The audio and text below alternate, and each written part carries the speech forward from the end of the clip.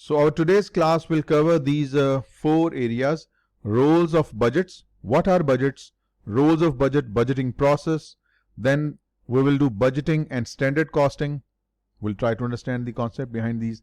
And then we will learn the master budget process, different types of operating budgets, and the financial budget. We'll discuss all these in detail. And then there are many budgeting methodologies. So these are the four topics that we will cover in today's class, inshallah. First of all, we need to define what is a budget.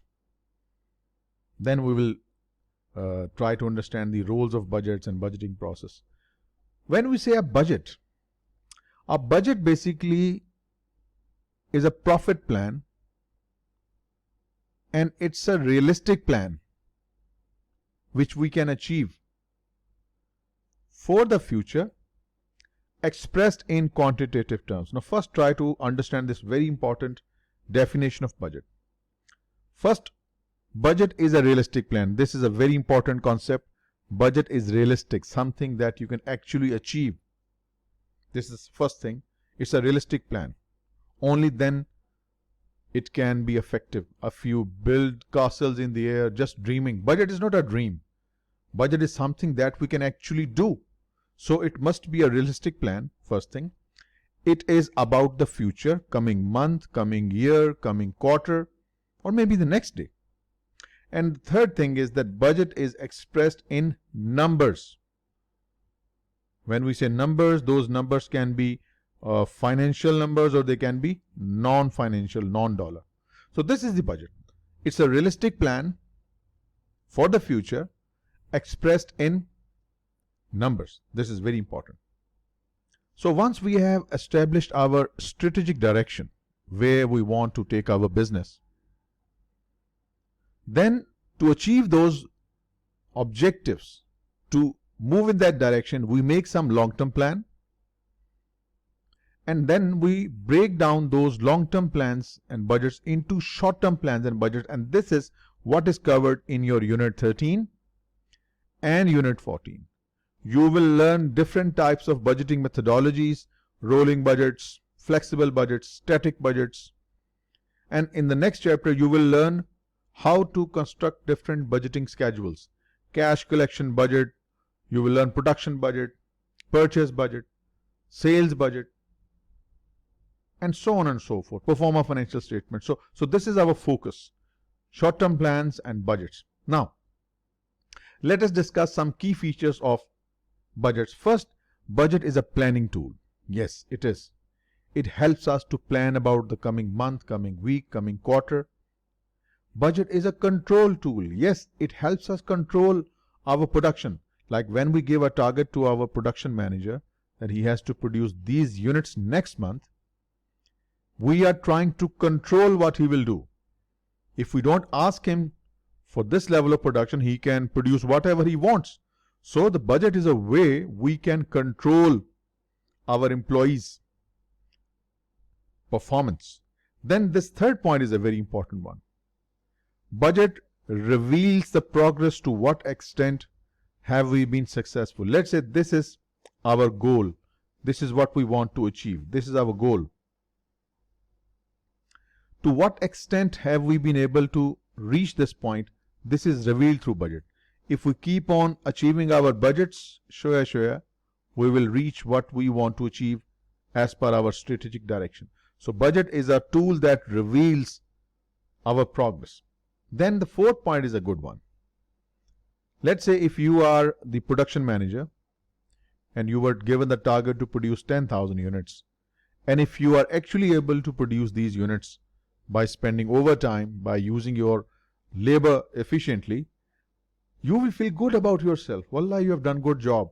So this will give you satisfaction. So if you achieve your target, then you can evaluate yourself how well you have worked as a production manager.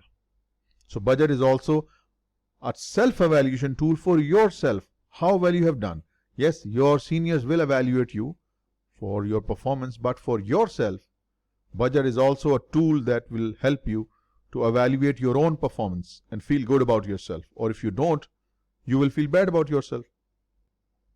Then next part is something that needs little attention. See, when I say production manager, you have to produce 10,000 units. This is not enough. We need to provide him material. We need to provide him labor. We need to provide him necessary resources, electricity, gas, water, machinery, uninterrupted supply of power. So he can't achieve this level of production alone, right? So that is the reason. And same way, let's say if I ask my sales manager that he has to sell 150,000 units in the next quarter, fine, he will say, okay, I can sell, first produce. See, so production is incomplete without material, without labor, and sale cannot be made without production, right? In the same way, material cannot be bought without money. So here we get the finance department in the picture also. So production, sales, finance, human resources, logistics, they all have to sit together, even the cost accountant. So remember, budget is not made in a closed room by a single manager. It is a coordinated effort where many departments are involved. So budget preparation must be integrated with accounting system and the organizational structure. Different departments that are involved in production, marketing, sales, labor, they must be included in the picture.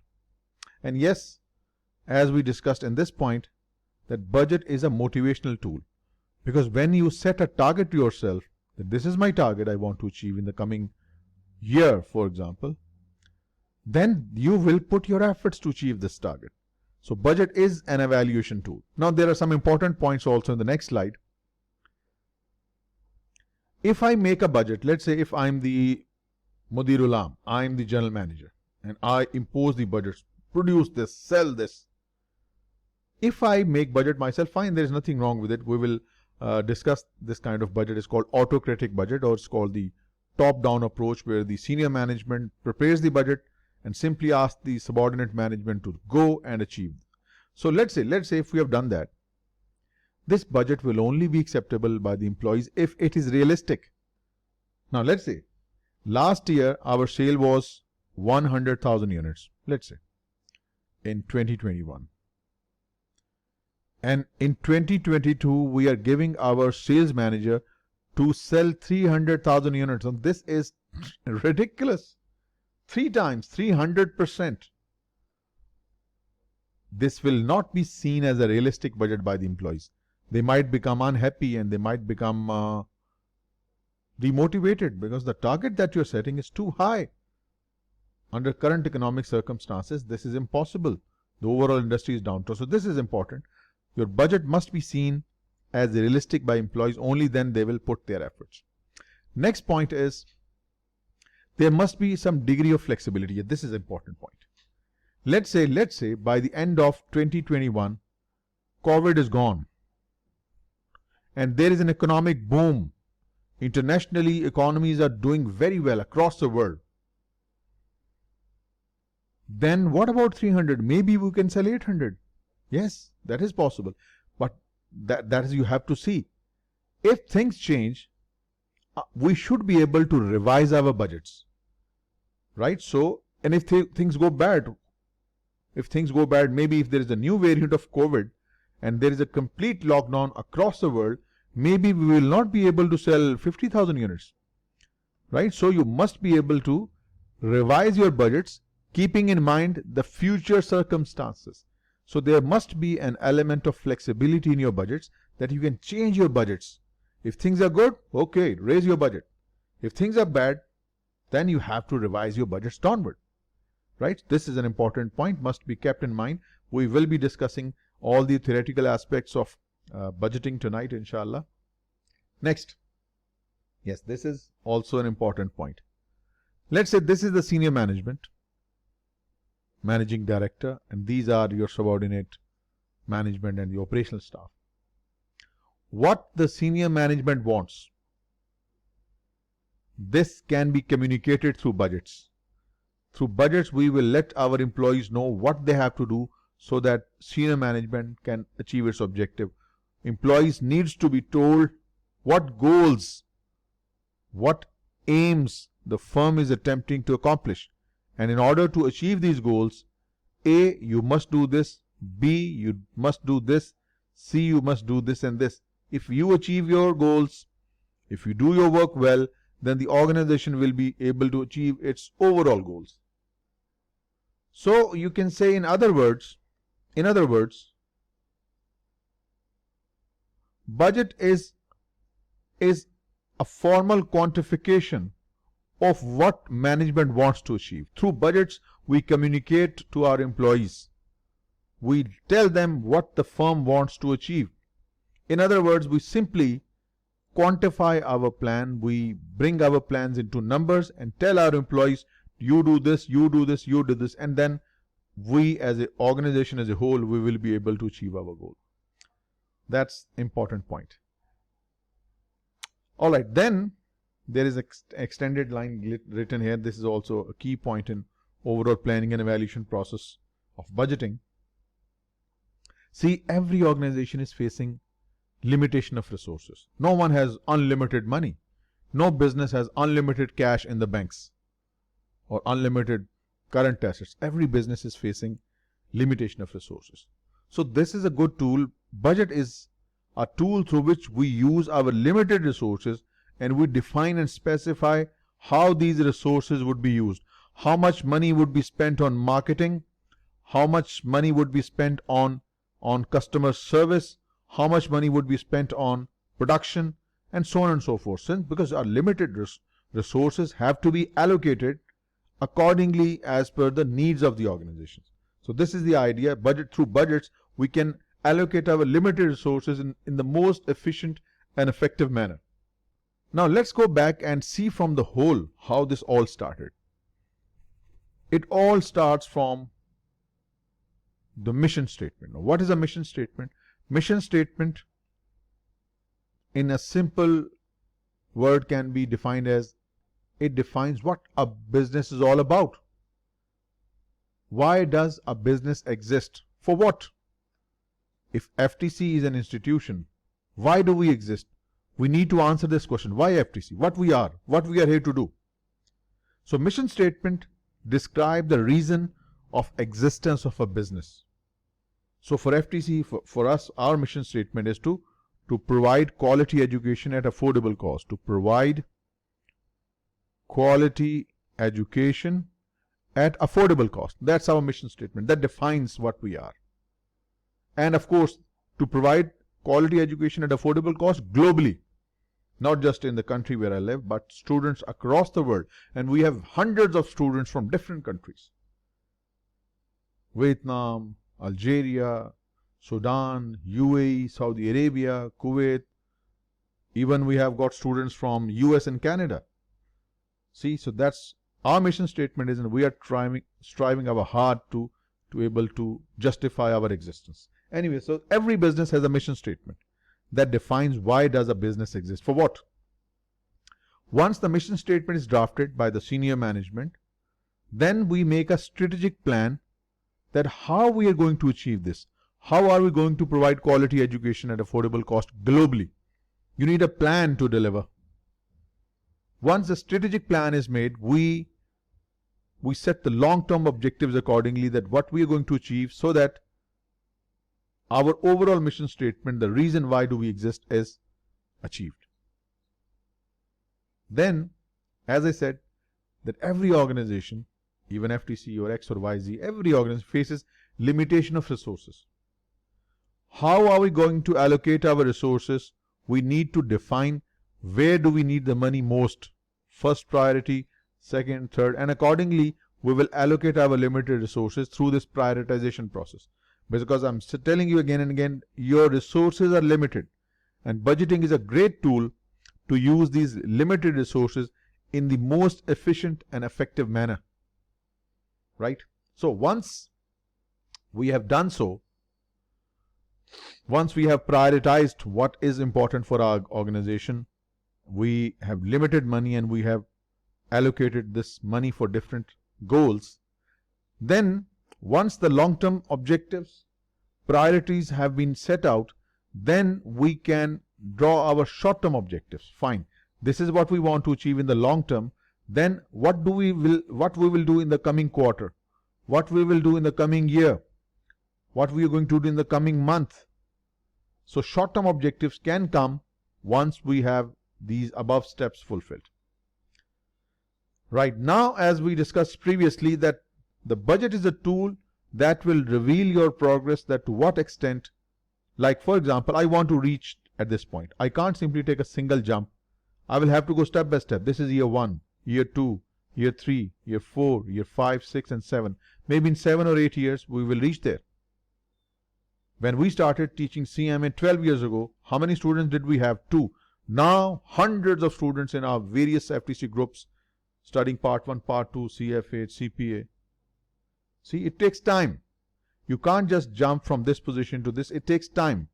So that's the idea. We make our yearly budgets, and these achievement of these yearly budgets will reveal to what extent are we able to achieve our short-term goals, and achievement of these short-term goals will eventually take you to your ultimate objective, ultimate goal as defined in your mission statement. So how do we check how successful we are? Through budgets. We compare what we thought we will do. We will be, let's say in the budget we said we will produce and sell 10,000 units. That was our budget. How many actual units did you produce and sell? Let's say maybe you produce 10,000, 12,000 and you sold them all. It is possible maybe you produce just 7,000. So things could be good and they can be bad. And it is possible that you produce exactly 10,000. So comparing your budget with your actual performance, this will help us to see to what extent have we been able to achieve our goal. Budgets will help you monitor your success, evaluate your progress towards success. See, important point must be kept in mind. Our business is not on Mars. It is in the world. It is a part of larger fabric where many businesses, business A, business B, C, D, E working. My business is linked in many ways through with other businesses, with the economy. So when I am making budget from business A, I must consider the external factors. I must consider the state of economy. I must consider the political circumstances. I must consider the interest rates. I must consider the tax rate. I must consider the action of my competitors. External factors cannot be ignored. Yes, the condition of COVID, it can directly affect my business. Many businesses have been seriously affected by corona, right? So external factors must be considered. You cannot make budget in isolation in a closed box. You have to consider the external impacts, specifically the general economic condition. If the economy is not good, there is an economic slump, or the industry in which your business is or where the business exists, or your business is a part of a particular industry. If there is an industrial downturn or there is an economic downturn, how can your business do well? How can you have more challenging budgets when the overall conditions are bad? So this is important. You need to see the external factors. You need to see the general economic conditions and also the industry in which you are operating. You cannot make a budget without considering these external factors. Now there are some important terminologies.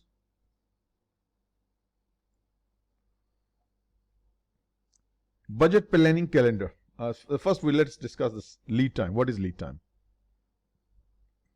Lead time basically is the difference between when you start a process and when you end. Normally we use it with regard to the purchases we make from our suppliers.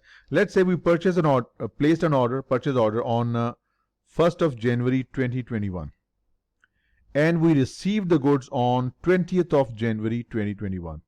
So this time between placing the order and receiving the goods, this is called lead time. This is normally the context in which we use the word lead time. But what lead time has to do here in budgeting? Yes, it has. Lead time means that how much time is given to you to prepare budgets.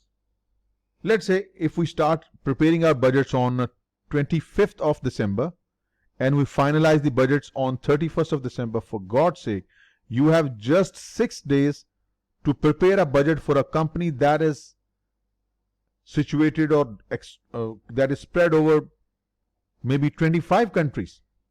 Impossible. Impossible. What can you do in 6 days for such a large business in operating in different countries? So you must be given sufficient lead time. Maybe 3 months could be fine. Let's the budgeting process start from 1st of October and let it go till the mid of December, where the approval is required, maybe 15th December. Fine. That makes sense. So sufficient lead time must be given for the budgeting process. Budgets should not be rushed. Right? You must be given sufficient time to complete your budgeting process. Then the next terminology, this is done. Now next, budget planning calendar. This calendar has nothing to do our normal Gregorian calendar from Jan to December. Budget planning calendar, basically it's a schedule of budget development. This will define that maybe on 25th of October we will get input from sales department. On 31st of October we will get information from production department, and key dates are mentioned, then what information would be made available by each department. This is called planning calendar. So planning calendar, basically it shows the schedule of activities and adoption of budget. It includes list of dates indicating when specific information is to be provided, because we need information from sales, we need information for production, we need information from marketing, we need information from finance, and so on and so forth, and then combining them to make our comprehensive budget. Next terminology is budget manual. Just like we have accounting manual that contains the details how to run the accounting system, we also have human resource manual. We also have maybe when you purchase a machinery, we have the manual for the machinery, how to run it. So we also have budget manual. It will contain something similar, how to prepare budgets, detailed instructions. So budget manual contains detailed procedures how we draw up the budget. It will define which departments are involved and in which way the information would be laid out, just like our normal manual. Then this is an important term, must be kept in mind. See, we cannot force budget on others. Your budget is considered good when it is acceptable by all. It is acceptable by sales, production, marketing, finance, logistics, shipping, billing, whichever departments are involved. So budget must have buy-in at all levels, means it must be acceptable by all. Everyone is saying yes, yes, we can do it. Only then we can say that it's an effective budgetary control system. Right? Now this is a key advantage of the budgeting, which we have already discussed. Let us do this again. I told you budget is not prepared in closed room, in isolation. Budgets are prepared in coordination. When we prepare budgets, our sales, our production, our marketing, and many other departments, they work together like a team. They communicate with each other, they coordinate with each other, and they work towards a common goal, that what we want to achieve. This is called goal congruence. What we want to achieve for the company as a whole. So this was an important slide here.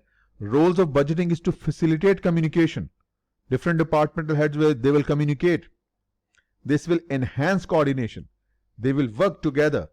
This will further improve goal congruence. What is goal congruence? I would like to explain this concept. And of course the last one, coordination of activities. Who will do what? This is a very important term. You must understand it very, very, very well. You know what happens in many different businesses? Let's say this is the organizational goal. This is what organization wants. This is the organizational goal or the firm's goal. This is what the firm wants to achieve. Bullseye. Firm's goal. This is now the problem is my production department has another goal. My sales team, they have another goal. My marketing team, they have another goal. If these departments are pursuing their own self-interests, how we will achieve our organizational goal. This is called goal divergence, where many departments, they have their own departmental goals which are not aligned. What ideally should be done, like budgeting is a great tool. Budget is an amazing tool.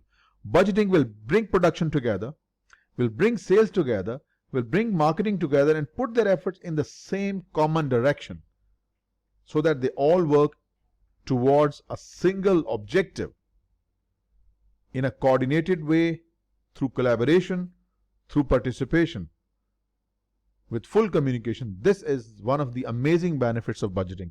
It will bring many departments together. And this will result in what I said, a very important concept in term, goal congruence. As discussed previously, that budget also help us control costs, control the behavior of our managers. So the concept of controllability is linked with budgeting.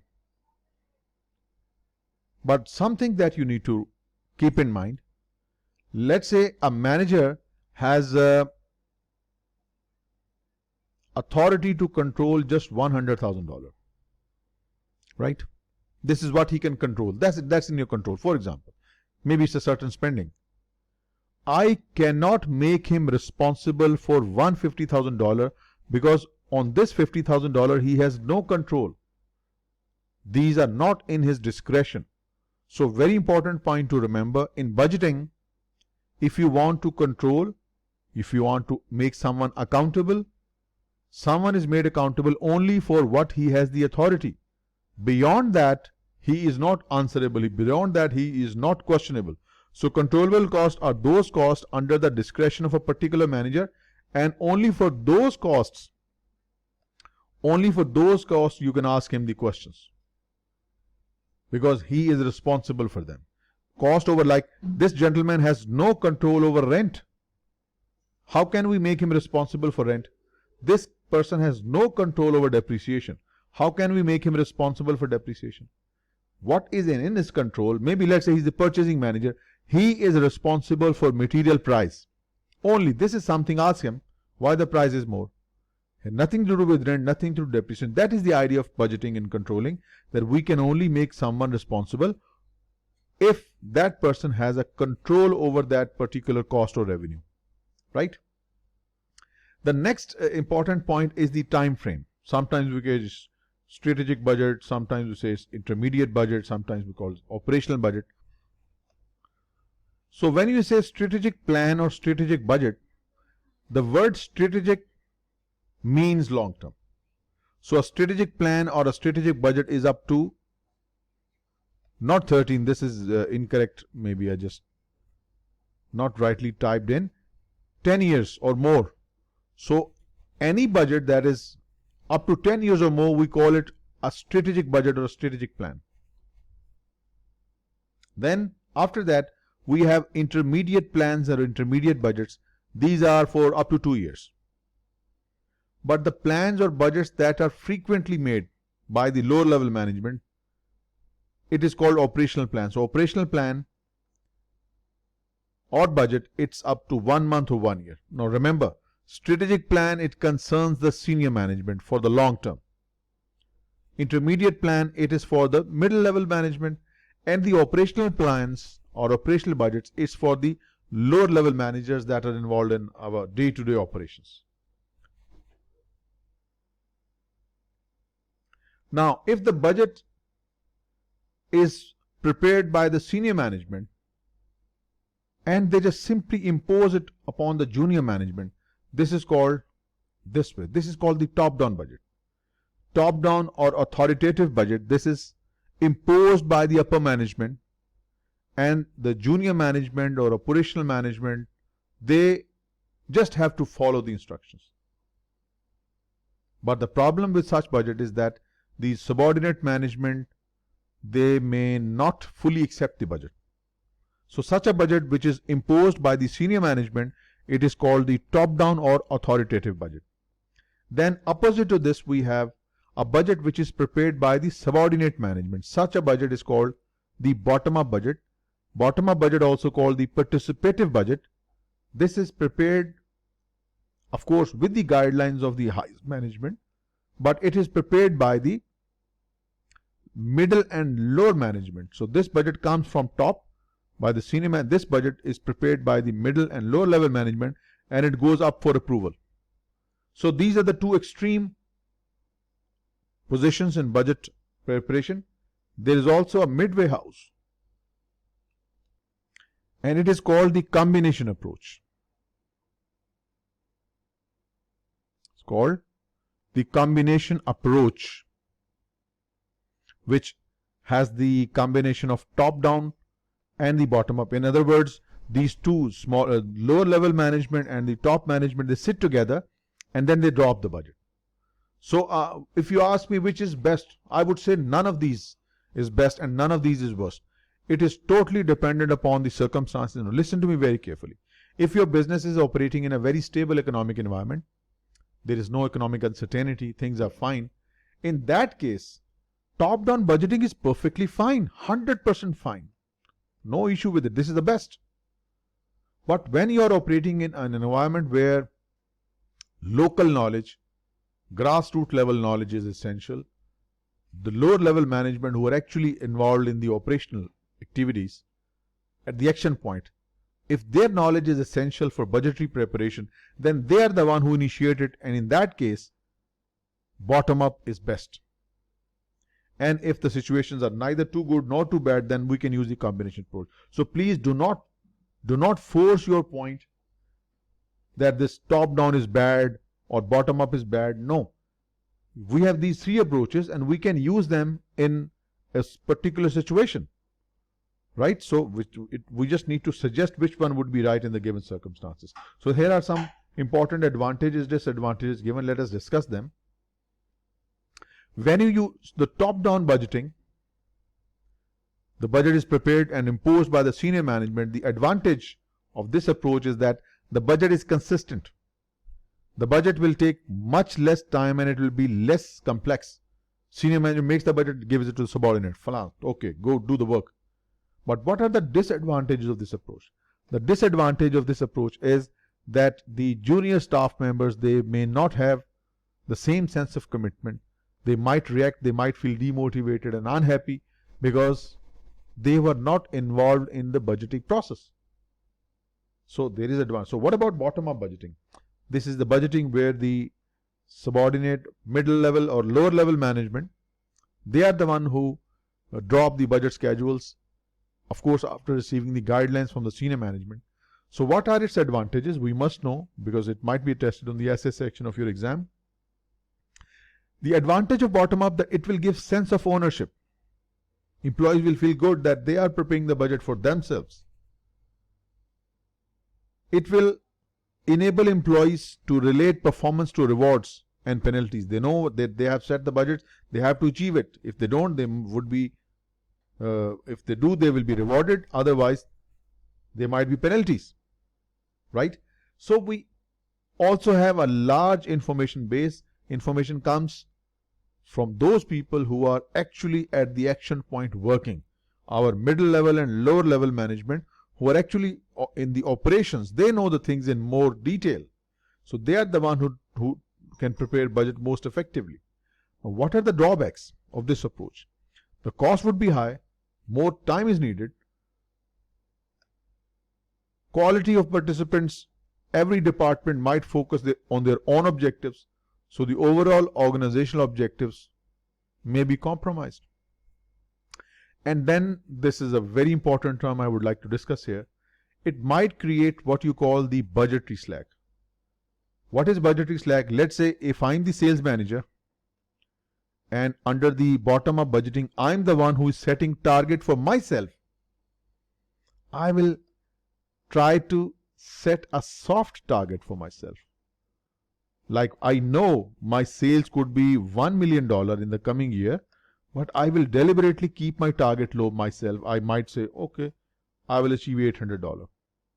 This is called budgetary slack. A sales manager knows he can sell $1 million worth of goods in the coming period, but he deliberately sets a lower target so as to make his target easily achievable. This is called budgetary slack. Look at from the cost side also. We have the admin manager, and we ask him, what do you need for the next year? He says, I need $150,000 for the admin expenses for the next period. Now, this admin manager knows that just $100,000 would be sufficient, but he deliberately overstates his expenses. This is called budgetary slack. So, gentlemen, overestimation of expenses, showing more than what you can spend, and underestimation of revenues, this is called budgetary slack. Overestimation of expenses, instead of 100 you show 150, and underestimation of revenues, this could be serious for the organization. This is called the budgetary slack, right? Okay, now next area is the use of cost standards.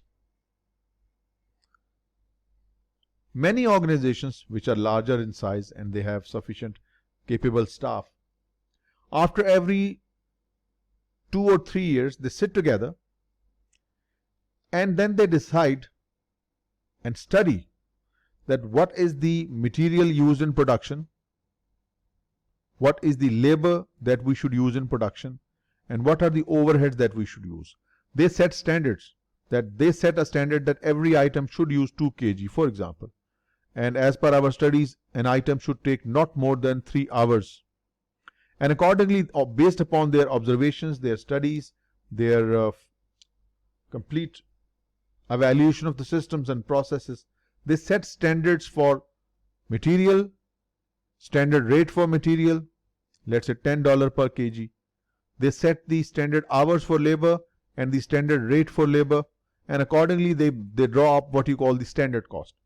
What an item of production should take in material, at what rate, how many hours should they be used, and at what rate, and overheads, and accordingly they come up with the standards for production. This is called the standard costing. So to put it simply, what are standard costs?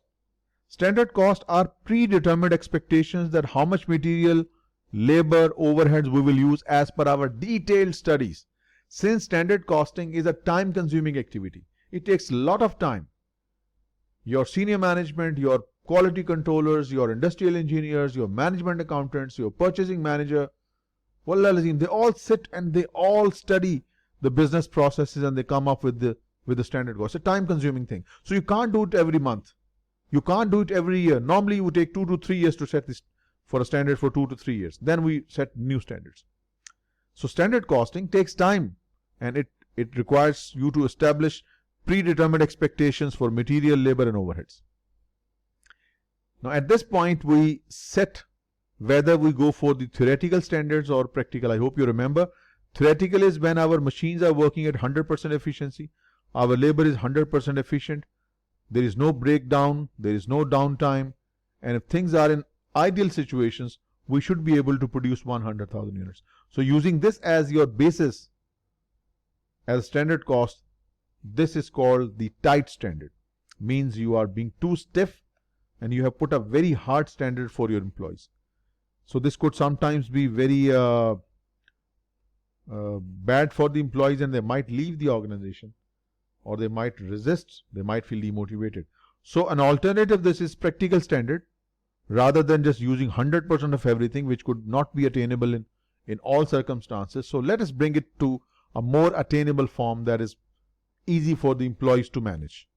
So let's say instead of just producing 100,000 units at 100% efficiency, let's bring it to 85,000.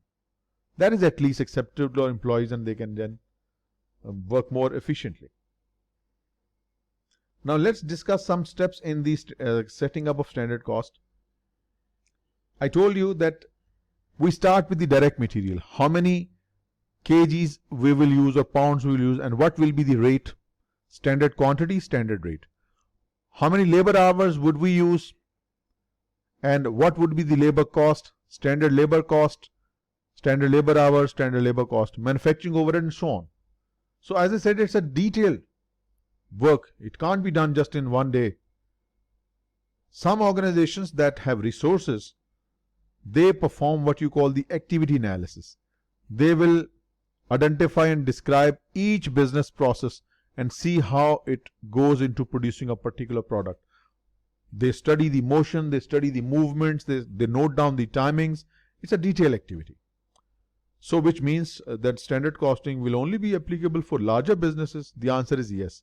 But if your business is small and it doesn't have the resources to study your cost at this detail, at such a finer way, then what we can do, we can use our historical data, and used data can help us that what was the historical usage of our material and the rate, what was the historical labor hours of production, and what was the rate we pay. So we can use our historical rates and revise them as per the new standard or new situations, and we can come up with the standard cost. So you can see that the standard cost can be applied by large and small organization, but historical data can sometimes be misleading, and still it can work. Okay, now next point here, that even by using standard costing, you came up with the budget, and you decided that in the next year we will produce 15,000 units, right? What if the economic circumstances in 2022 are not good? Then you may have to revise your budgets to 14,000.